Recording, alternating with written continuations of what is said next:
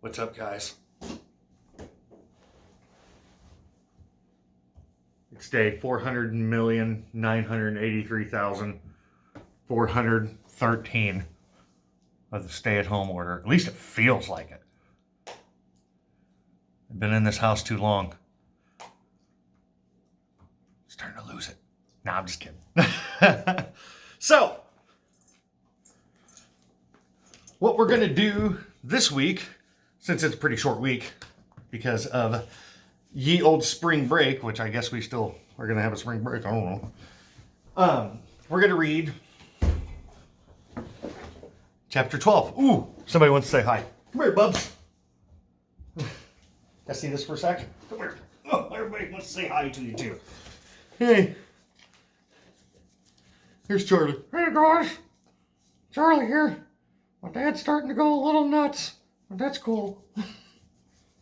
Oh.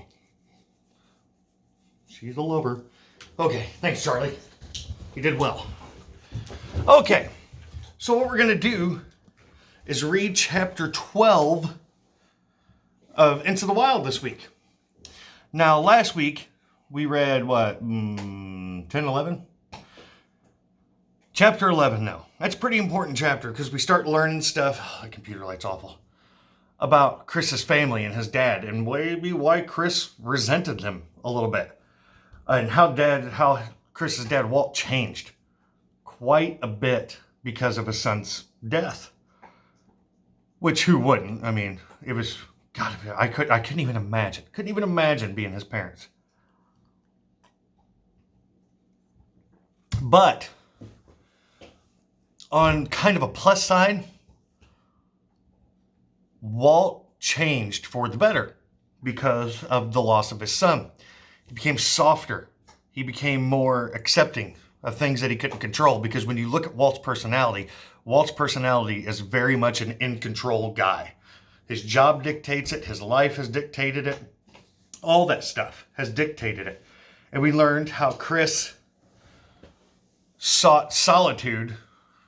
I don't even know if I would call it solitude, as much as spirituality in running. And that it just built something up in him. But you could see how he and his dad were a lot of the same person, because the same expectations, the same high expectations that Chris's dad had for Chris had for his fellow runners, when he would just run them until they couldn't run anymore.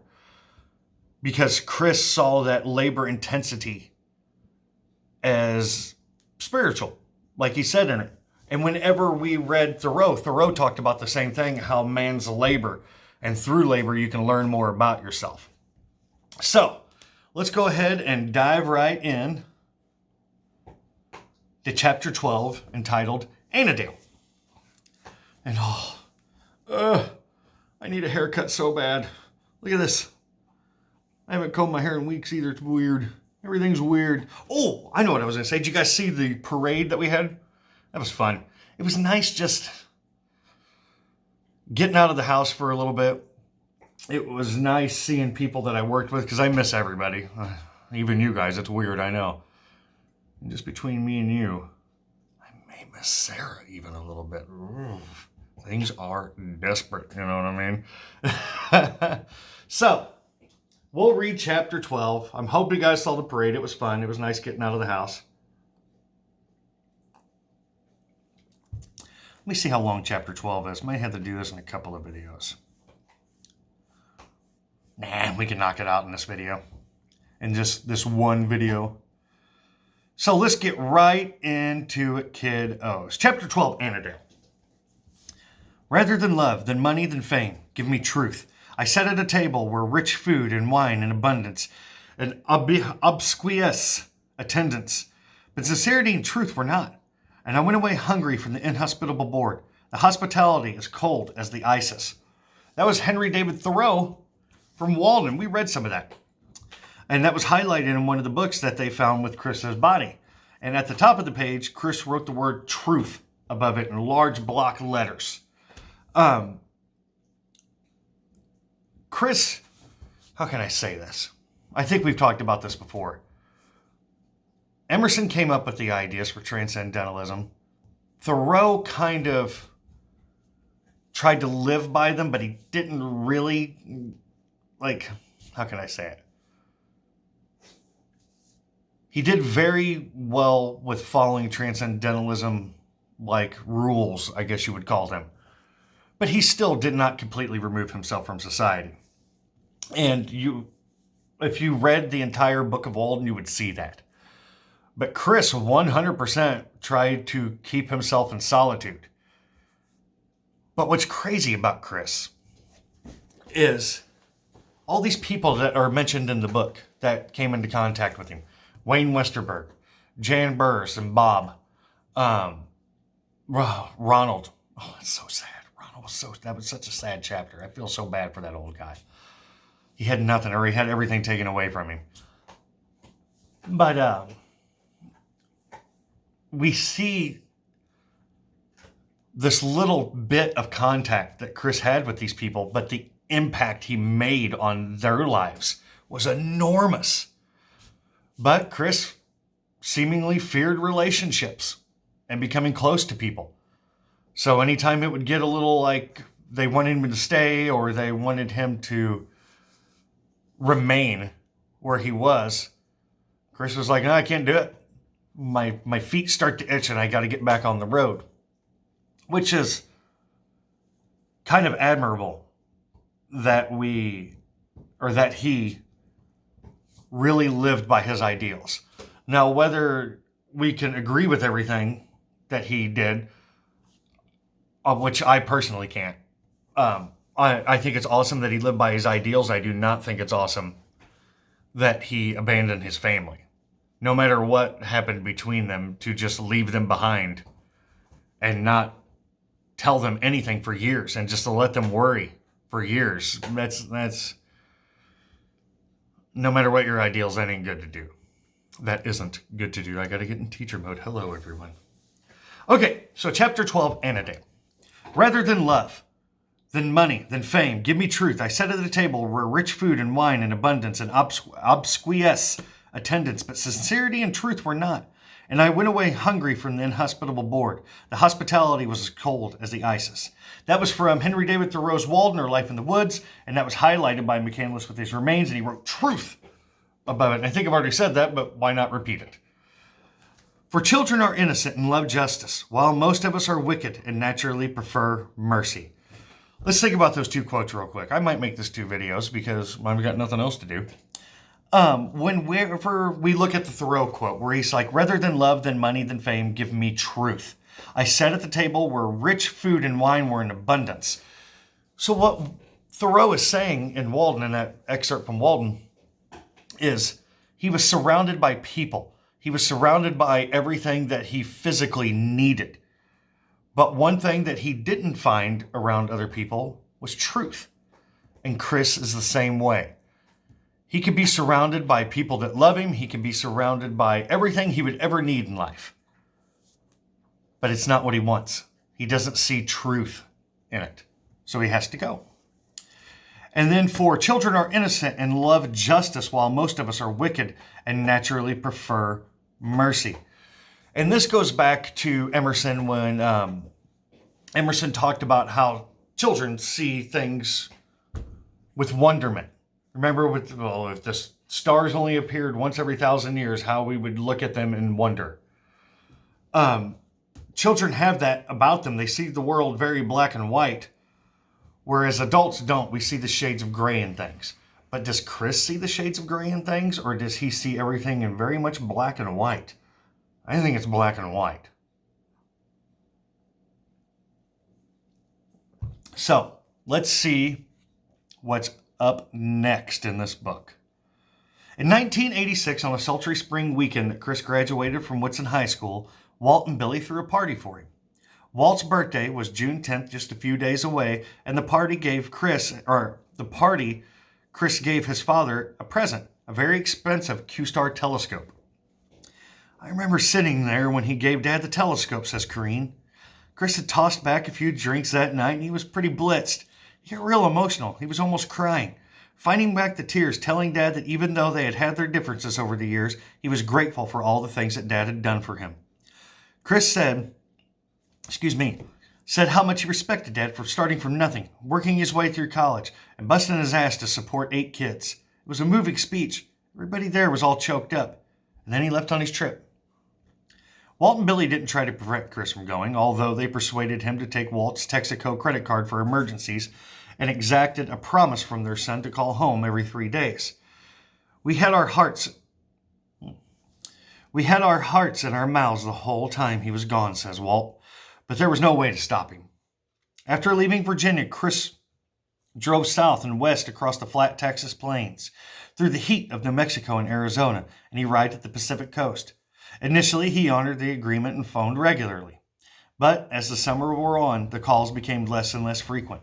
He didn't appear back home until 2 days before the fall term was to start at Emory. And when he walked into the Annandale house, he had a scruffy beard, his hair was long and tangled, and he'd shed about 30 pounds from his already lean frame. As soon as I heard he was home, says Corrine, I ran to his room to talk to him. He was on the bed asleep. He was so thin. He looked like those paintings of Jesus on the cross. When Mom saw how much weight he'd lost, she was a total wreck. She started cooking like mad and tried to put some meat back on his bones. You guys might be able to hear Charlie chasing her tail in there. Near the end of his trip, it turned out, Chris had gotten lost in the Mojave Desert and had nearly succumbed to dehydration. His parents were extremely alarmed when they had heard about his brush with disaster, but were unsure how to persuade Chris to exercise more caution in the future. Chris was good at almost everything he tried, Walt reflects, which made him supremely overconfident. If you attempted to talk him out of something, he wouldn't argue. He'd just nod politely and then do exactly what he wanted. So, at first I didn't say anything about the safety aspect. I played tennis with Chris, talked about other things, and then eventually sat down with him to discuss the risks he'd taken. I learned by them that a direct approach, by God, you better never try a stunt like that again, and didn't work with Chris. Instead, I tried to explain that we didn't object to his travels. We just wanted him to be a little bit more careful and keep us better informed about his whereabouts. To Walt's dismay, Chris bristled at the small dollop of fatherly advice. The only effect it seemed to have on him was to make him less inclined to share his plans. Chris, says Billy, thought we were idiots for worrying about him. During the course of his travels, Chris had acquired a machete and a .30-06 rifle. And when Walt and Billy drove him down to Atlanta to enroll in college, he insisted on taking the big knife and the gun with him. When we went with Chris up to his dorm room, Walt laughs, I thought his roommate's parents were going to have a stroke on the spot. The roommate was a preppy kid from Connecticut dressed like Joe College, and Chris walks in with a scraggly beard and worn-out clothes looking like Jeremiah Johnson, packing a machete and a deer hunting rifle. But you know what? Within 90 days, the preppy roommate had dropped out while Chris had made the dean's list.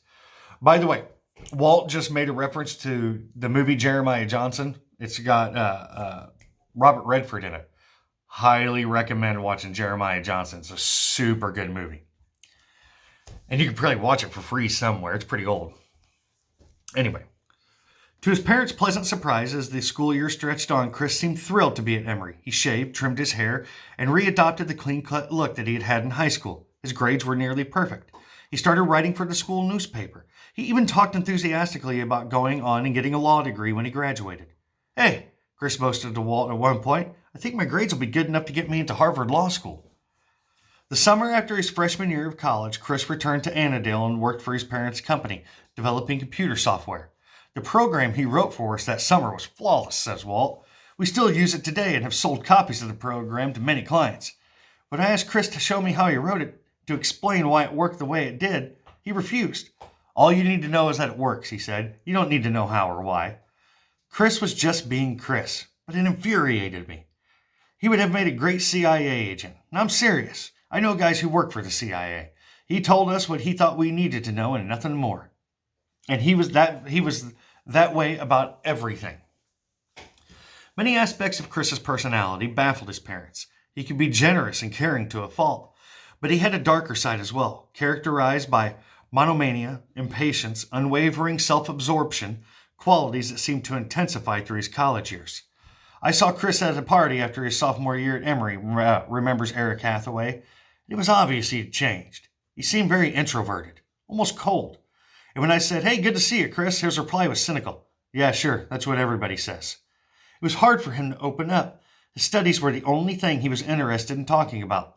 Social life at Emory revolved around fraternities and sororities, something Chris wanted no part of. I think when everybody started going Greek, to go Greek means join a fraternity, he kind of pulled back from his old friends and got more heavily into himself. The summer between his sophomore and junior year, Chris again returned to Annandale and took a job delivering pizzas for Domino's. He didn't care if it was the cool thing to do, says Corrine. He made a pile of money. I remember no matter how tired he was, he'd figure out how many miles he drove, how much Domino's paid him for gas, how much gas actually cost, his net profits for the evening, how it compared to the same evening the week before. He kept track of everything and showed me how to do it, how to make a business work. He didn't seem interested in money so much as the fact that he was good at making it. It was like a game, and the money was a way of keeping score. Chris's relations with his parents, which had been unusually courteous since his graduation from high school, deteriorated significantly that summer, and Walt and Billy had no idea why. According to Billy, he seemed mad at us more often, and he became more withdrawn. No, that's not the right word. Chris wasn't ever withdrawn, but he wouldn't tell us what was on his mind, and he spent more time by himself. Chris's smoldering anger, it turns out, was fueled by a discovery he had made 2 summers earlier during his cross-country wanderings. When he arrived in California, he'd visited El Segundo neighborhood where he'd spent the first 6 years of his life. He called on a number of old family friends who still lived there, and from their answers to his inquiries, Chris pieced together the fact that his father's previous marriage and subsequent divorce, facts to which he hadn't been privy before. Walt's split from his first wife, Marcia, was not clean or amicable parting. Long after falling in love with Billy and long after giving birth to Chris, Walt continued his relationship with Marcia in secret, dividing his time between 2 households, 2 families. Lies were told and then exposed, beginning more lies to explain away the initial deceptions. 2 years after Chris was born, Walt fathered another son, Quinn McCandless, with Marcia. When Walt's double life came to light, the revelations inflicted deep wounds. All parties suffered terribly. I can hear my neighbors outside. Eventually, Walt, Billy, and Chris and Corrine moved to the East Coast. The divorce from Marcia was at long last finalized, allowing Walt and Billy to legalize their marriage. They all put the turmoil behind them as best as they could and carried on with their lives. 2 decades went by. Wisdom matured. The guilt and the hurt and the jealous fury receded into the distant past. It appeared that the storm had been weathered. And then in 1986, Chris drove out to El Segundo, made the rounds of the old neighborhood, and learned about the episode in all of its painful detail. Let's stop there, and I'm going to make a second video because this one's already 20 minutes long. Okay, part 2 coming up.